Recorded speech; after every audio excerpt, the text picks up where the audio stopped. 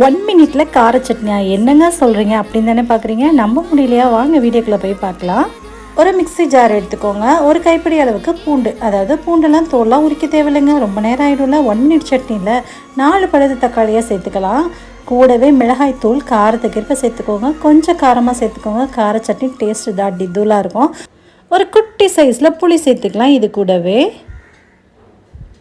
புளி சேர்க்கும் போது 1 வாரம் வரைக்கும் கூட சட்னி வச்சுக்கலாம். அதுக்காக தான் சேர்க்குறோம். தேவைக்கேற்ப உப்பு சேர்த்துக்கலாம். இப்போ போய்ட்டு அரைச்சி எடுத்துகிட்டு வந்துடலாம்.